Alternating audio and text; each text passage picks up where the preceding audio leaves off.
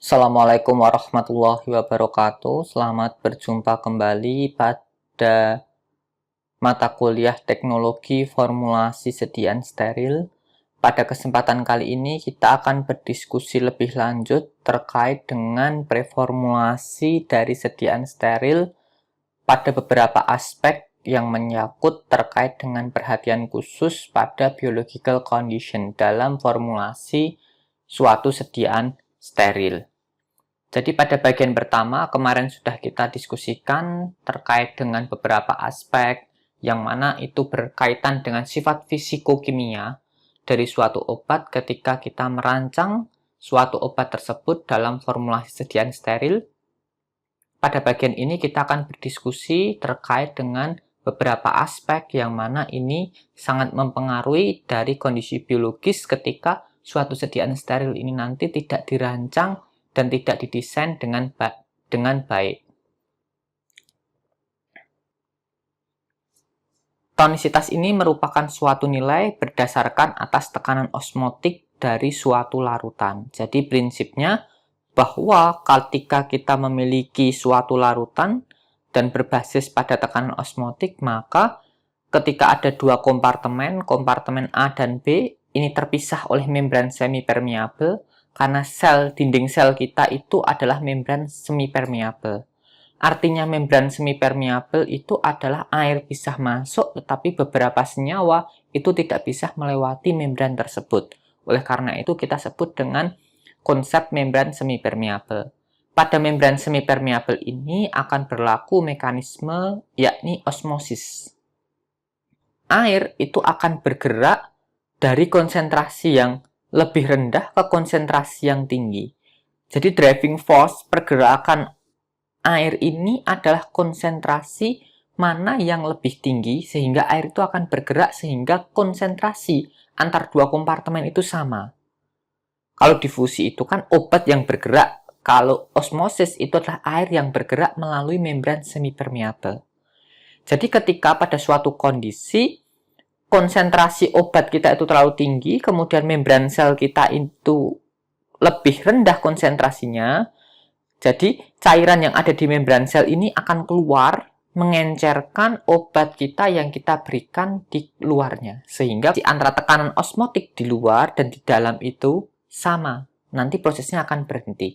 Itu adalah dasar fundamental dalam kita memahami konsep tonisitas dan osmolaritas yang akan digunakan pada sediaan steril. Karena sediaan steril ini nanti langsung diinjeksikan ke tubuh, artinya apa? Kalau tekanan osmotiknya itu tidak sama, maka akan berakibat fatal terhadap tubuh. Ada dua kemungkinan. Jika konsentrasinya itu lebih tinggi dibandingkan konsentrasi di dalam tubuh kita, maka itu kita sebut dengan hipertonis.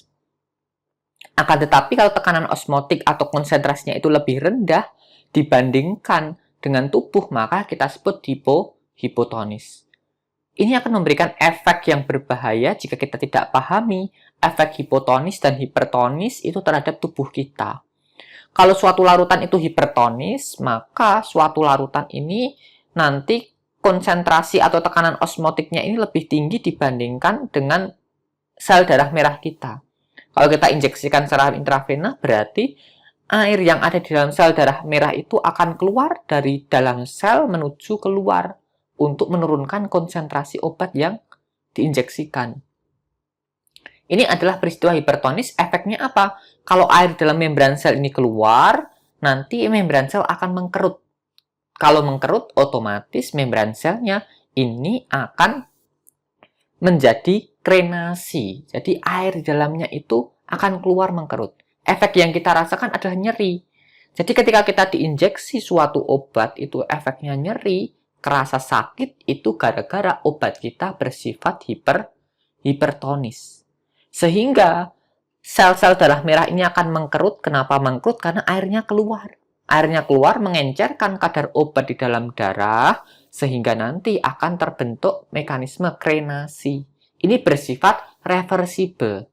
Artinya lambat laun bisa kembali lagi ketika tekanan osmotiknya di luar itu sudah relatif turun, maka air itu akan masuk lagi ke dalam sel darah merah. Tapi ini menyebabkan rasa sakit yang lumayan luar biasa. ketika kita diinjeksi oleh sediaan steril.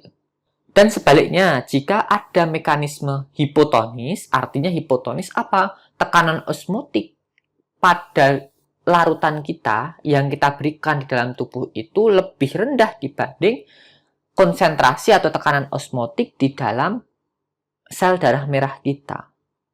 Efeknya apa? Nanti efeknya obat yang akan masuk di dalam sediaan kita itu nanti, air di dalam sediaan itu nanti akan masuk ke dalam membran sel. Masuk terus membran sel, lama-lama membran selnya ini akan membengkak. Jadi sel darah merah kita ini akan membengkak. Jika konsentrasinya ini sangat hipotonis sekali, maka sel darah merah ini bisa pecah. Kalau pecah nanti tidak bisa kembali lagi, itu irreversible. Jadi jangan sampai kita menginjeksikan suatu cairan dalam jumlah yang besar ke dalam tubuh kita, cairan itu hipotonis, sel darah merahnya pecah semua, lisis. Ketika sel darah ini lisis semua, otomatis lambat laun, ini juga terasa sakit sekali, tapi ini sifatnya irreversible, tidak bisa balik. Nanti bisa saja ini menyebabkan kematian. Jadi kalau kita tidak paham konsep tonisitas ini, maka nanti bisa jadi ini menyebabkan kematian. Jadi harus kita pahami konsep isotonis tadi, hipertonis sama hipotonis, karena ini merupakan aspek yang sangat fundamental yang perlu kita perhatikan dalam merancang suatu sediaan steril, terutama pada aspek preformulasi. Sehingga kita harus hitung namanya tonisitas dan osmolaritas pada suatu sediaan. Jadi osmolaritas tadi dan tonisitas tadi sangat berhubungan. Tonisitas ini tergantung dari tekanan osmotik. Namun berbeda, kalau isotonis itu berbeda dengan isoosmotik. Ini adalah istilah yang dipertukarkan. Jadi kalau isotonis itu tekanan osmotiknya ini sama. Jadi ini merupakan kompatibilitas dari membran sel kita. Akan tetapi karena kalau isoosmotik atau osmolaritas itu tergantung dari komposisinya atau kadarnya, sehingga dia akan mempengaruhi tekanan osmotiknya itu sama. Kenapa ada istilah semacam ini?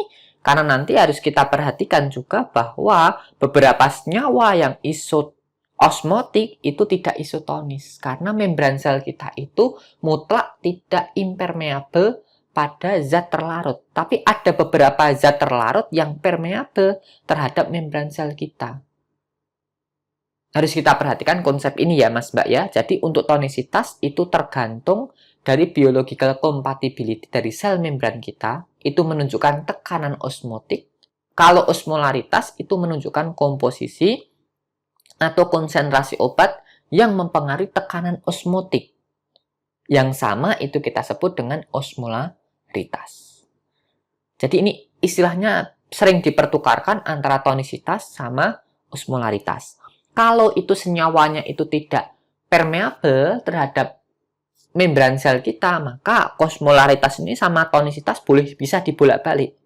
Tapi untuk beberapa senyawa yang dia bersifat permeable terhadap membran sel kita, maka tonisitas dan osmolaritas tidak bisa dibolak-balik. Oleh karena itu, tonisitas ini sangat diperlukan sekali dalam kita melakukan preformulasi sediaan steril. Karena kondisi tubuh kita, yakni sel membran sel kita ya. Membran sel kita itu bisa permeable terhadap beberapa zat. Kalau air jelas permeable, tapi ada zat-zat tertentu yang impermeable, tidak bisa menembus membran sel kita. Jadi harus kita perhatikan beberapa kondisi ini. Kemudian tadi efek dari hipertonis dan hipotonis itu memberikan pengaruh yang besar sekali terhadap kenyamanan dan keamanan dalam pemberian sediaan steril. Jadi harus kita perhatikan dengan seksama beberapa konsep dasar terkait dengan osmolaritas dan tonisitas pada rancangan sediaan steril. Sebelum kita mengacu ke tonisitas, akan lebih enak terlebih dahulu saya gambarkan osmolaritas. Karena osmolaritas ini bersifat lebih general dibandingkan tonisitas. Jadi osmolaritas ini biasanya kita gunakan untuk mengukur konsentrasi atau jumlah zat tertentu yang memberikan kontribusi pada tekanan osmotik yang sama itu kita sebut dengan osmolaritas. Jadi kalau isoosmol itu tekanan osmotiknya itu sama. Tekanan osmotik sama itu dipengaruhi oleh apa? Pertama, bobot zat terlarut tergantung dari zatnya. Berarti ada bobot zat, ada berat molekul suatu senyawa. Kemudian ada number of species. Number of species ini menggambarkan kekuatan ionisasi. Jadi senyawa-senyawa yang divalen itu lebih besar number of speciesnya dibanding senyawa non-elektrolik. Oke, jadi perlu kita perhatikan terhadap proses ionisasi, karena ionisasi ini mempengaruhi jumlah molekul atau jumlah senyawa yang ada dalam kondisi terlarutnya, nanti akan berbeda. Jadi osmolaritas ini bisa kita hitung dengan cara kita bandingkan antara bobot dibagi dengan bobot molekul dikali 1000 dikalikan number of species. Jadi ini nanti kita ukur satuannya adalah miliosmol per liter. Oke, jadi dengan number of species ini nanti bisa kita pertimbangkan kontribusi ionisasi terhadap tekanan osmosis. Kalau dia non-ionik, maka number of spesiesnya 1. Karena senyawanya hanya 1, jadi gula itu ya 1. Tapi kalau senyawa-senyawa univalen, itu misalkan NaCl, itu kan Na1, Cl1, maka number of spesiesnya 2. Misalkan CaCl2, berarti number of spesiesnya itu 3. Dan seterusnya. Jadi harus kita sesuaikan number of species ini untuk menghitung osmolaritas. Osmolaritas untuk senyawa-senyawa tertentu yang tidak permeable itu memiliki hubungan terhadap tonisitas. Kalau osmolaritasnya lebih dari 350 miliosmol per liter, maka dia bersifat hipertonis. Tapi kalau dia memiliki osmolaritas antara 329 sampai 350, dia bersifat agak hipertonis. Untuk osmolaritas dengan nilai 270 sampai 328, dia bersifat isotonis. Sedangkan osmolaritas untuk 250 sampai 269 dia agak hipotonis, sedangkan kurang dari 249 dia bersifat hipotonis. Untuk golongan 2 bawah ini sangat dihindari, sedapat mungkin larutan yang kita buat adalah isotonis. Kalau untuk small volume parenteral, volume sediaan dengan yang kurang dari 100 mili itu bisa kita rancang agak hipertonis, bisa. Karena nanti dengan sediaan agak hipertonis ini akan diencerkan oleh darah, kemudian dia akan mengalami proses isotonis lagi. Tapi kalau hipotonis tidak bisa. Jadi harus kita waspadai terutama untuk beberapa formulasi yang mana formulasi ini tekanan osmosisnya ini bersifat hipotonis. Harus kita usahakan bahwa senyawa atau sediaan yang kita rancang itu adalah sediaan yang bersifat isotonis atau agak hipertonis. Ketika diinjeksikan ya terasa sakit tidak masalah, nanti bisa kita pijit-pijit atau dalam formulanya nanti bisa kita tambahkan anestetik lokal yang mana bisa menurunkan rasa sakit ketika diinjeksikan, terutama untuk beberapa senyawa yang bersifat hipertonis. Jangan sampai kita mengambil resiko untuk merancang suatu sediaan small volume parenteral dalam bentuk senyawa yang atau dalam bentuk sediaan yang hipotonis. Ini adalah perbandingan hubungan antara osmolaritas dan tonisitas. Hubungan ini tidak berlaku jika senyawa kita ini permeable terhadap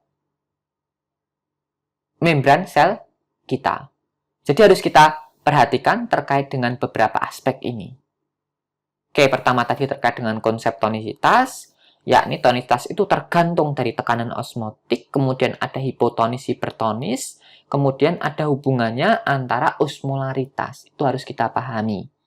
Karena ini berhubungan dengan apa? Kenyamanan dan keamanan dari pemberian suatu sediaan steril. Kemudian kita lanjutkan terkait dengan perhitungan tonisitas. Perhitungan tonisitas ini didasarkan atas sifat koligatif dari suatu senyawa. Yang mana sifat koligatif ini ditentukan oleh kemampuan dalam menurunkan titik beku.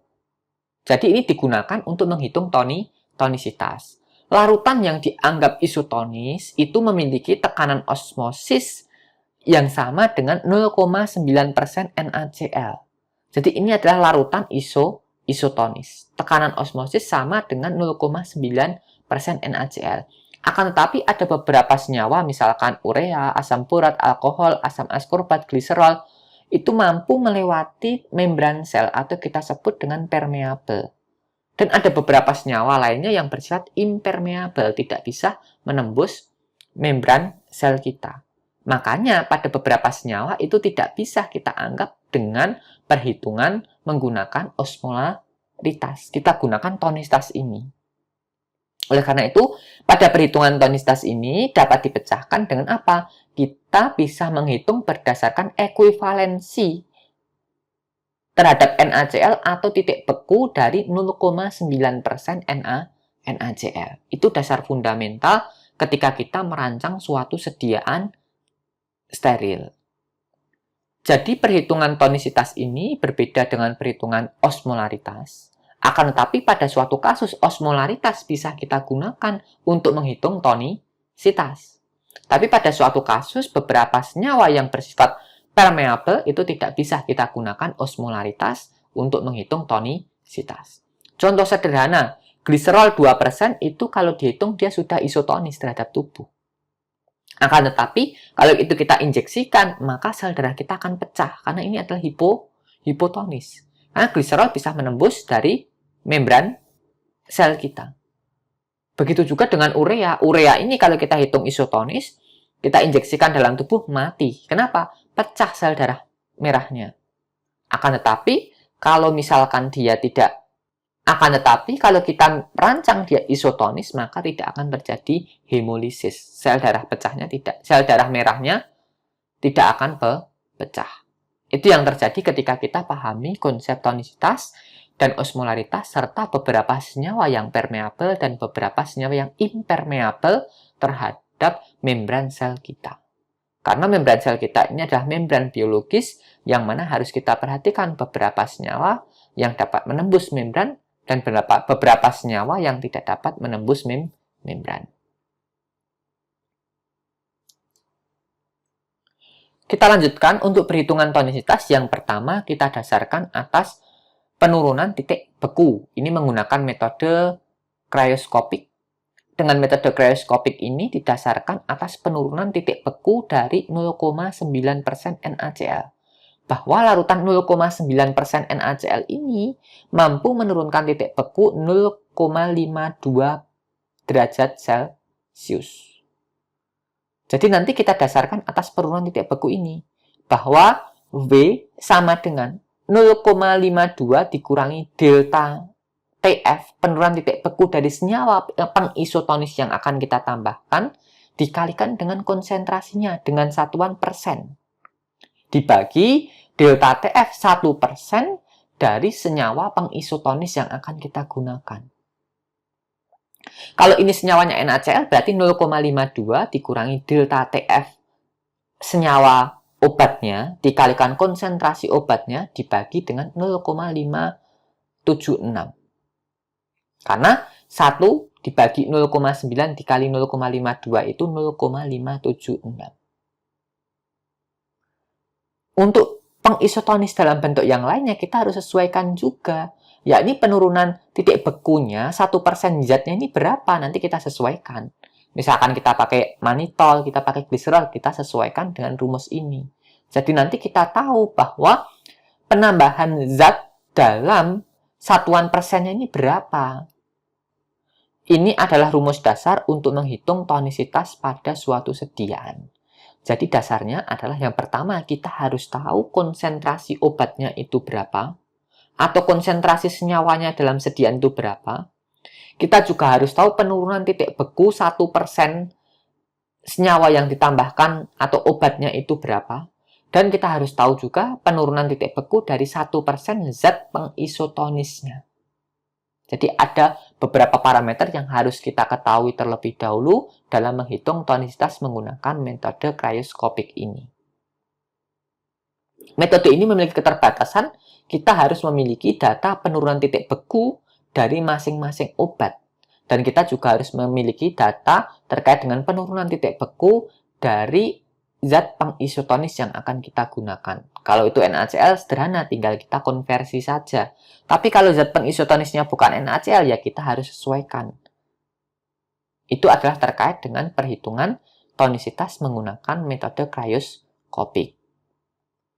Ada beberapa hal yang perlu saya tekankan sekali lagi, yang perlu kita ketahui terkait dengan beberapa data yang kita perlukan untuk menghitung jumlah obat yang kita tambahkan per 100 ml.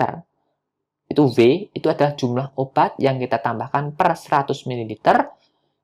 Itu ditentukan berdasarkan atas apa? Penurunan titik beku dari senyawa, itu delta TFA itu adalah penurunan titik beku dari suatu senyawa atau obat. Kemudian C itu konsentrasinya dalam satuan persen. Kemudian delta TFB itu adalah penurunan titik beku dari 1% zat pengisotonis. Jadi harus kita perhatikan dengan seksama terkait dengan rumus ini. Ini adalah rumus dasar dalam menghitung tonisitas pada suatu larutan. Kemudian saya tekankan sekali lagi, hanya senyawa-senyawa terlarut yang bisa dihitung tonisitasnya. Senyawa yang tidak terlarut itu tidak memiliki tonisitas karena yang tidak terlarut itu tidak memiliki kontribusi terhadap tekanan osmosis. Perlu diperhatikan sekali lagi bahwa yang tidak terlarut itu tidak memberikan kontribusi terhadap tekanan osmosis. Kemudian perhitungan tonisitas, ini cara yang kedua adalah menggunakan rumus atau metode ekuivalensi NaCl. Yang namanya ekuivalensi itu adalah kesetaraan, jadi kita menghitung kesetaraan suatu senyawa atau suatu obat yang akan kita rancang sebagai sediaan injeksi itu berapa dia setaranya dengan NaCl. Berarti kita harus punya data kesetaraan antara obat itu dengan NaCl.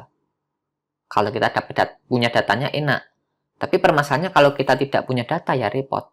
Kalau punya data tinggal kita hitung saja, misalkan 1 gram senyawa atropin sulfat itu setara dengan 0,2 gram NaCl. Berarti kalau kita punya 1% atropin sulfat itu 0,2 NaCl. Kurangnya 0,7. Tambahkan saja 0,7 NaCl. Sudah jadi isotonis.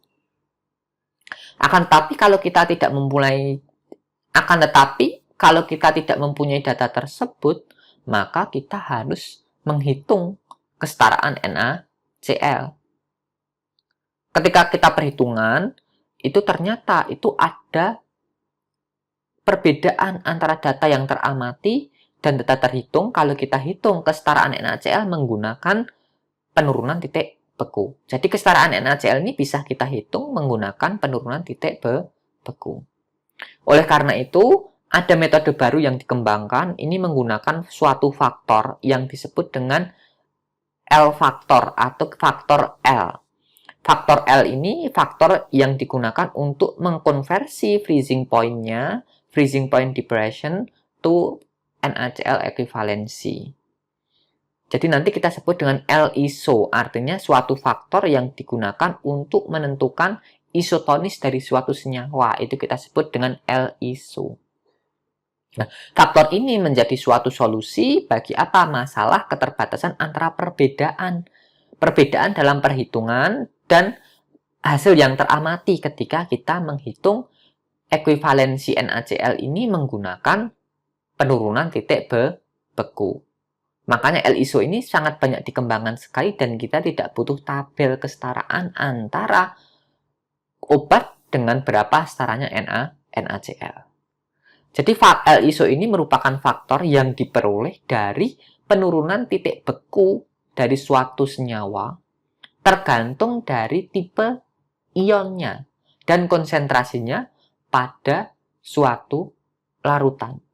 Jadi kalau kita simpulkan bahwa delta TF atau penurunan titik beku itu sama dengan L-iso dikali dengan konsentrasi.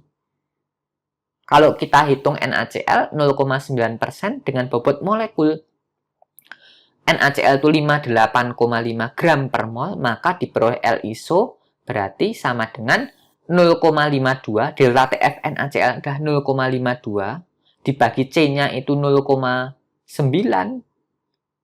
maka kita peroleh L-iso itu 3,4.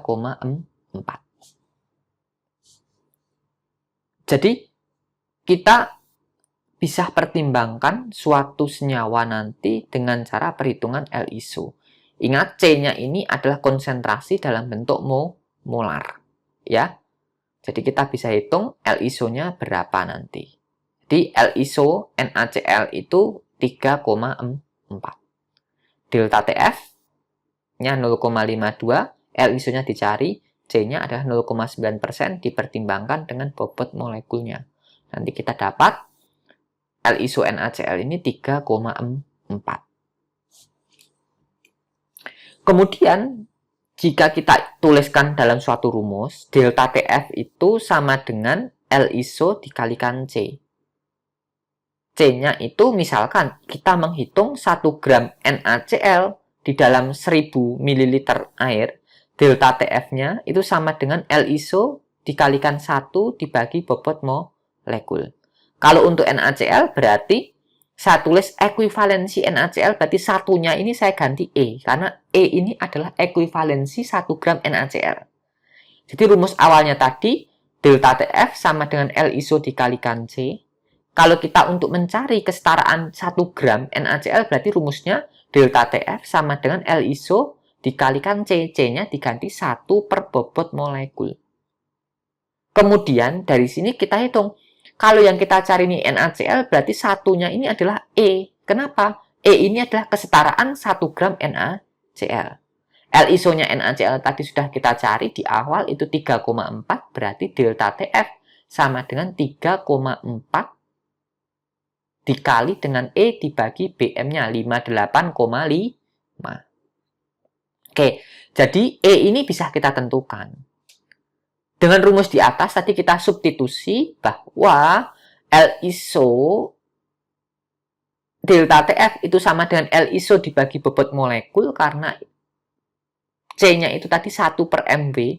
Berarti delta TF sama dengan L-iso dibagi MV, molecular weight. Sama dengan kita masukkan delta TF yang NaCl 3,4 kali E dibagi 5, 8,5. Maka ketemu E sama dengan 17 dikali L-iso dibagi molecular weight. Kok dapat angka 17 dari mana? 58,5 dibagi 3,4. Jadi kita bisa menghitung kesetaraan NaCl dengan cara apa? Dengan rumus E sama dengan 17 dikalikan L-iso dibagi molecular weight, bobot molekulnya. Nah, gambaran rumus ini sebenarnya menggambarkan bagaimana toh kita mendapatkan suatu rumus E sama dengan 17 dikali L-iso dibagi bobot molekul itu bagaimana. Dapatnya jadi penurunan titik beku. Dasarnya rumus ini karena kalau kita hitung penurunan titik beku, dengan apa yang kita amati terjadi perbedaan yang signifikan, maka butuh faktor koreksi terhadap kekuatan ion dan konsentrasi ion tersebut, yakni L-iso ini tadi. Makanya dengan L-iso tadi kita bisa hubungkan dengan titik beku dengan rumus apa? Delta TF penurunan titik beku itu sama dengan L-iso dikalikan C. C konsentrasi obat dalam molar per 1000 mili, berarti 1 per MW per liter. Liter tidak usah disebut, berarti delta TF sama dengan L-iso dibagi molecular weight-nya berapa. Nanti kita substitusikan dengan delta TF pada NaCl-nya. Jadi kita peroleh suatu rumus E sama dengan 17 dikali L-iso dibagi bobot molekul. Kemudian kita lanjutkan untuk L-iso beberapa senyawa elektrolit. Jadi tadi kita sudah dapat suatu rumus atau persamaan bahwa E sama dengan 17 dikalikan L-iso dibagi bobot molekul. Jadi kita bisa hitung E-nya kalau kita tahu L-iso-nya dan bobot molekulnya. Untuk bobot molekul pasti akan kita peroleh ketika kita tahu senyawa apa yang akan kita tambahkan dalam membuat suatu sediaan steril tersebut. Akan tapi untuk L-iso harus kita pahami, Jadi kita tidak perlu membawa tabel ekuivalensi NaCl beberapa komponen, tidak perlu, tapi kita cukup tahu L-isonya. Dan harus kita pahami saja beberapa bentuk tipe elektrolit itu memiliki L-iso berapa. Pertama, untuk senyawa-senyawa non-elektrolit. Senyawa non-elektrolit ini adalah senyawa-senyawa yang masuk ke dalam larutan, terlarut, dia tidak terionisasi sama sekali. Itu kita sebut dengan senyawa non-elektrolit.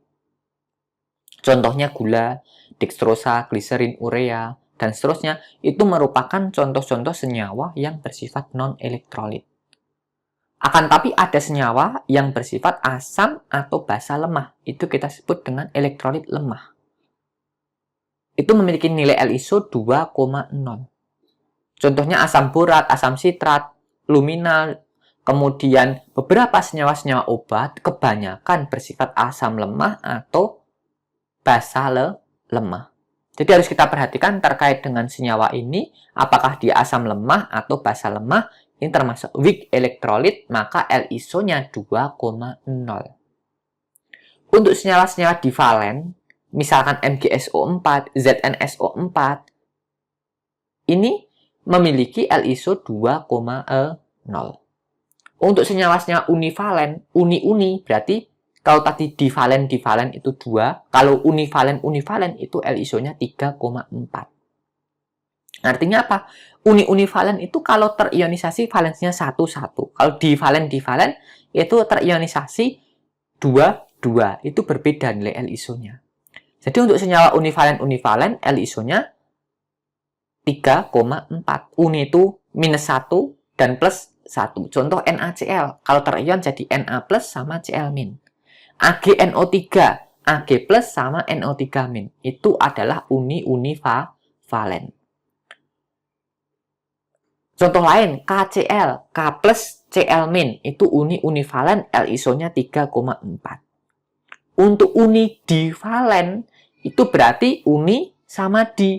Uni itu 1, di itu 2. Berarti, misalkan, atropin, sulfat. Atropin itu muatannya positif 1, sulfat 2 minus, yaitu uni divalen. Dinatrium karbonat Na2CO3, Na itu 1 plus, uni, CO3 itu 2 minus, di.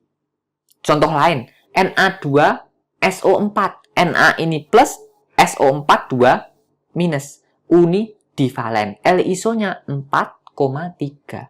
Dan seterusnya bisa dilihat pada tabel hubungan antara ionisasi dengan L-iso ini. Jadi ini harus kita perhatikan terkait beberapa komponen yang akan kita tambahkan ke dalam rancangan atau desain formula sediaan parentral kita. Kita harus paham komponen elektrolitnya apa, apakah dia non-elektrolit, asam lemah atau basa lemah. Ini adalah kebanyakan obat ini, asam lemah atau basa lemah. Bisa juga dia divalen elektrolit, uni-univalen, univalen-divalen, divalen-univalen, kemudian univalen-trivalen, itu berbeda kemampuan elektrolitnya. Jadi harus kita pahami beberapa komponen ini nanti akan mempengaruhi nilai L-isonya berbeda. Sehingga perhitungan ekuivalensi NaCl-nya itu akan menghasilkan nilai ekuivalensi yang berbeda. Jangan lupa bobot molekul juga harus kita perhitungkan dalam menghitungkan nilai ekuivalensi NaCl ini. Kesimpulannya, dengan rumus ini kita akan lebih efisien dalam menghitung kesetaraan NaCl. Oleh karena itu, saya lebih suka dalam menghitung tonisitas kita menggunakan kesetaraan NaCl dengan rumus E sama dengan 17 kali L-iso dibagi bobot molekul. Rumus ini lebih sederhana dan lebih enak ketika kita pahami konsep dasar terkait dengan ionisasi dari suatu elektrolit atau suatu larutan. Kemudian kita lanjutkan terkait dengan elektrolit ekuivalen. Jadi beberapa senyawa elektrolit dalam formulasi sediaan parentral, terutama large volume parentral, itu dinyatakan dengan kekuatan ion atau MEq. Jadi MEq ini adalah suatu ukuran terkait dengan jumlah ion dalam suatu larutan, terutama ion-ion elektrolit, yang mana ini mengukur aktivitas kimia dari suatu larutan ion. Biasanya ini digunakan untuk sediaan injeksi berbasis ion. Itu akan menghitung dosisnya berdasarkan MEK-nya. Jadi dosisnya bukan jumlahnya berapa, tapi berapa MEK yang akan kita berikan. Rumusnya sangat sederhana sekali. MEK sama dengan bobot gram per liternya dikalikan valensi, dikalikan 1000 dibagi bobot molekul. Valensi jelas. NaCl valensinya 1. Kemudian MEK Na berarti Na itu valensinya 1. MEK Cl minus berarti Cl-nya valensinya 1. Kemudian MEK Ca plus berarti bobotnya berapa, kemudian valensinya ini kita hitung. Valensi Ca plus berarti Ca2 plus berarti berapa? 2. Bobot molekul Ca berapa? Tinggal kita masukkan. Jadi ini adalah rumus sederhana dalam kita menghitung kekuatan ion atau MEK dari suatu ion. Nanti akan kita terapkan pada sediaan berbasis large volume parenteral atau beberapa infus elektrolit atau larutan elektrolit. Kita lanjutkan dengan aspek reformulasi selanjutnya, yakni terkait dengan stabilitas.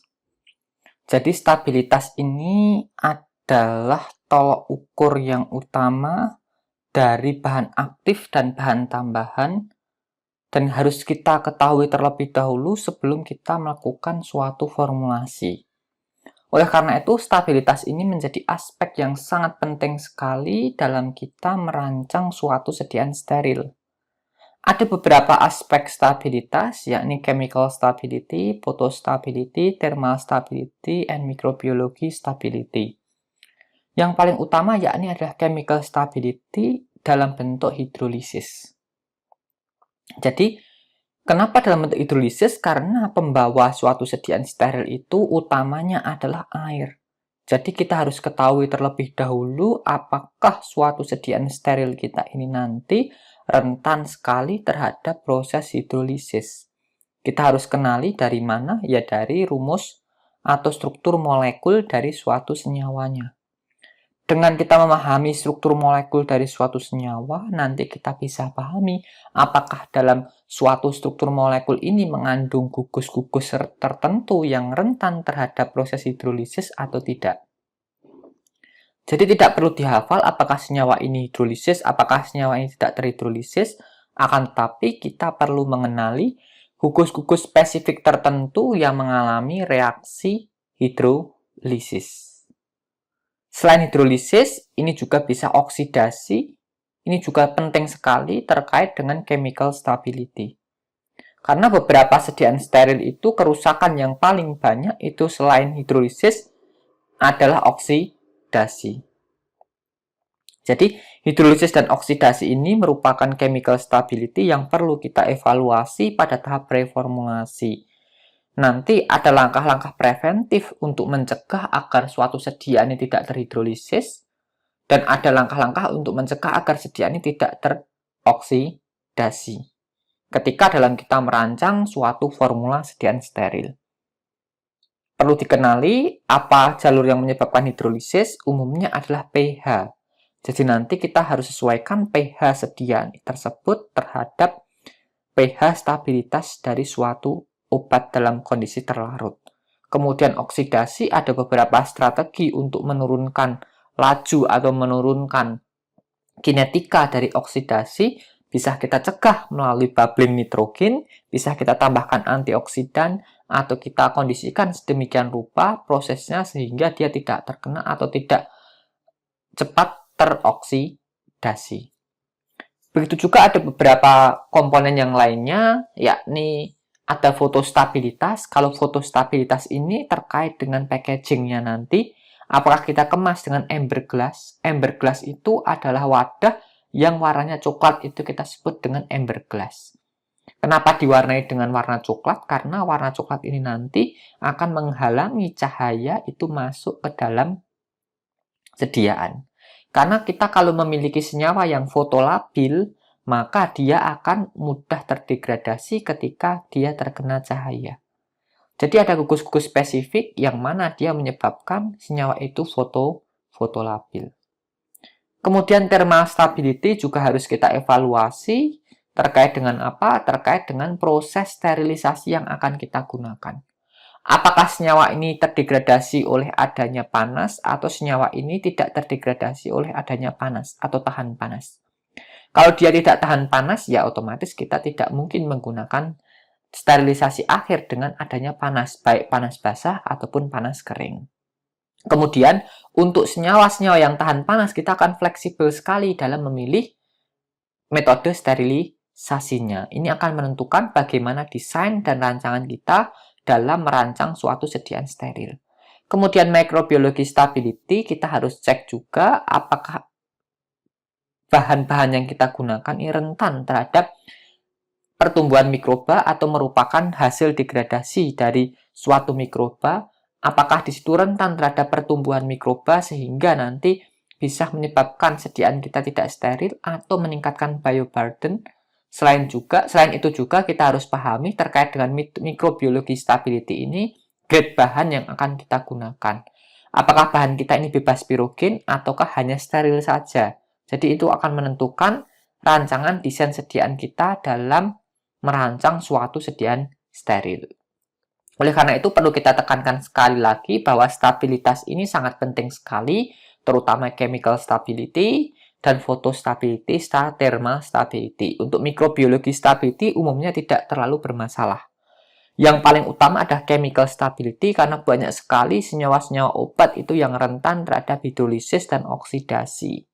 Jadi misalkan dia punya gugus ester atau amida, berarti dia rentan sekali terhadap proses hidrolisis. Kalau dia memiliki gugus katekol atau es atau gugus tiol, dia akan mudah sekali teroksidasi.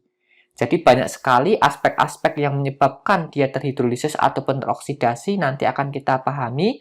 Pada rancangan sediaan formula akan kita berikan solusi bahan tambahan yang dapat mencegah atau proses yang dapat menghindari reaksi-reaksi stabilitas tersebut. Kenapa? Karena ketika suatu tidak stabil itu ada dua konsekuensi yang akan kita dapatkan. Yang pertama, kalau kadarnya berkurang, otomatis dia tidak berefek. Yang kedua, apabila hasil degradanya itu toksik, maka akan berbahaya bagi tubuh kita. Oleh karena itu, aspek stabilitas ini sangat penting sekali. Ini terkait dengan apa? Keamanan dari pasiennya. Jadi, biological consideration terkait dari keamanan. Karena sediaan steril itu terkait kenyamanan ya pasti rasanya sakit. Kalau terkait dengan warna, dia tidak mungkin diberikan warna. Otomatis ini terkait dengan keamanan. Apalagi kalau produk degradanya itu merupakan hasil senyawa yang bersifat toksik. Itu sangat berbahaya sekali dalam kita merancang suatu sediaan steril. Kemudian aspek terakhir yakni kompatibilitas. Kompatibilitas ini harus kita lakukan ketika kita preformulasi. Jadi, studi kompatibilitas ini kita lakukan utamanya terhadap bahan aktif dan bahan tambahan. Kemudian untuk sediaan steril bisa kita lakukan terkait dengan apa? Bahan aktif ataupun bahan tambahan dengan alat yang untuk diberikan injeksi, misalkan syring atau spuit. Itu akan kita uji inkompatibilitasnya. Kemudian bisa juga kita uji inkompatibilitasnya antara sediaan bulk dengan membran filternya. Itu juga harus kita uji inkompatibilitasnya. Utamanya adalah bahan aktif dan eksipien. Jadi, studi inkompatibilitas ini sangat penting sekali karena apa? Senyawa yang inkompatibel itu bisa menurunkan efikasi, bisa juga menurunkan keamanan, atau menyebabkan variasi dalam hal kinerja dari suatu sediaan. Misal menurunkan efikasi kalau bahannya itu pertama ngefek, kalau berikatan dengan suatu bahan dia rusak atau tidak berefek, maka efeknya akan turun, efikasinya akan turun. Misalkan satu bahan ini akan mengkatalisis suatu kerusakan dari bahan aktif sehingga muncul degradan yang toksik, maka dia bisa menyebabkan penurunan dalam hal safety-nya. Kemudian jika ada bahan satu dengan bahan yang lainnya itu menyebabkan kinerja bahan ini berubah, misal ada yang terikat, ada yang tidak, itu akan menyebabkan variasi dalam hal performance-nya. Jadi hal ini sangat penting sekali kita lakukan studi inkompatibilitas baik dari bahan aktif dengan bahan tambahan atau dengan sediaan dengan alat manufaktur atau sediaan dengan membran filter kalau dia melakukan proses filtrasi atau dengan sediaan dengan alat pemberian atau syringnya. Itu perlu kita lakukan studi inkompatibilitas. Cara yang paling cepat adalah kita uji antara bahan aktif dan bahan tambahan dulu. Kita screening pada fase solid state, pada fase padatan, kita screening antara bahan aktif dan bahan tambahan menggunakan instrumen namanya differential scanning calorimetry. Dengan DSC ini, nanti kita akan evaluasi kompatibilitas bahan satu dengan bahan yang lainnya. Terlihat dari apa? Interaksi antara bahan satu dan bahan yang lainnya dengan pergeseran puncak meltingnya. Jadi kita campur 1:1, kita campur. Misalkan ini saya gambarkan termogram DSC ini, saya menggunakan bahan meloxicam. Saya campur dengan PVP, ternyata puncaknya bergeser, berarti dia inkom. Saya campur dengan sodium starch glycolate, SSG, puncaknya hilang, berarti dia nanti inkom. Kalau misalkan dia saya campur dengan SLS, puncaknya hilang, dia nanti juga inkom. Itu adalah contoh gambaran sederhananya. Perlu kita lihat perubahan puncak, kemudian pergeseran puncak, itu adalah suatu fenomena yang menunjukkan adanya interaksi secara campuran fisik saja. Kalau secara solid state dia berinteraksi, apalagi nanti kalau dia dalam fase terlarut, pasti interaksinya akan lebih signifikan. Kalau dia hasilnya positif ada interaksi, ya harus kita kaji. Dengan apa? Dengan kita percepat reaksinya. Jangan-jangan kalau dibuat ini tidak ada interaksi, tapi selama proses penyimpanan, dalam masa penyimpanan itu terjadi interaksi. Nanti lama-kelamaan akan turun kadarnya. Harus kita percepat proses interaksinya. Menggunakan apa? Dengan cara suhu dan kelembapan yang kita tingkatkan. Itu namanya accelerated stability. Nah, nanti kita konfirmasi interaksi yang dihasilkan dari DSC ini, kemudian kita percepat reaksinya apakah tambah signifikan atau tidak. Kalau tambah signifikan, nanti kita jangan menggunakan kombinasi tersebut. Kemudian, tadi setelah interaksi, kita konfirmasi dengan DSC. Hasilnya DSC tadi kita konfirmasi, ternyata ada interaksi, kita percepat kondisinya, kita tingkatkan suhunya, kita tingkatkan kelembapannya. Setelah itu kita akan konfirmasi dengan beberapa pengujian, misalkan dengan FTIR untuk melihat gugus fungsi, kemudian kita lihat dengan TLC, thin layer chromatography untuk melihat adanya bercak baru atau tidak. Kalau tidak ada interaksi ya aman, excipient ini recommended. Kalau ada interaksi ya kita konfirmasi terakhir itu menggunakan HPLC atau LC tandem MS untuk melihat produk degradanya itu apa. Kalau produk degradanya toksik, ya otomatis kita hindarkan, karena itu sangat berbahaya sekali. Jadi nanti harus kita waspadai terkait dengan excipient yang kita gunakan, harus benar-benar kompatibel dengan bahan aktif kita. Jangan sampai ini tidak kompatibel. Kompatibel di sini bermakna baik setelah manufaktur ataupun selama penyimpanan dalam durasi jangka waktu yang sangat panjang. Jangan sampai kompatibel pada waktu manufaktur saja, disimpan dalam jangka waktu yang lama, dia inkompatibel. Itu sangat berbahaya sekali. Itu adalah strategi bagaimana cara kita melihat kompatibilitas dari suatu bahan aktif dan bahan eksipien. Utamanya dan paling pertama yang kita lakukan, tidak perlu ngecek pakai DSC seperti ini, cukup kita kaji saja secara literatur, kita melihat data preformulasi, apakah terjadi inkom antara bahan aktif dengan senyawa ini, bahan aktif dengan senyawa ini. Kita perlu cari dari beberapa pustaka, kita kompilasi, oh tidak ada interaksi. Baru kita manufaktur, kita proses, kita buat dalam suatu sediaan. Jadi kalau ada inkom ya kita ganti dengan bahan yang lainnya. Ada alternatif-alternatif lain. Inkom di sini tidak hanya dari bahan aktif bahan tambahan merusak bahan aktif, tapi inkom di sini dari sistem sediaan. Misal nanti kita rancang emulsi untuk injeksi, ya jangan sampai kita tambahkan bahan-bahan yang bersifat ionik ke dalam sistem. Jadi itu adalah sistem-sistem yang akan kita kaji lebih lanjut nanti dalam diskusi kita ke depan, itu juga termasuk dalam inkompatibilitas. Jadi tidak hanya bahan aktif, tetapi inkompatibilitas terhadap sistem sediaan itu sangat penting sekali karena menjamin variasi dari kinerja suatu sediaan. Cukup sekian diskusi kita kali ini, nanti akan kita sambung dalam proses pengembangan sediaan steril di pertemuan selanjutnya. Semoga kita dalam kondisi sehat selalu. Assalamualaikum warahmatullahi wabarakatuh.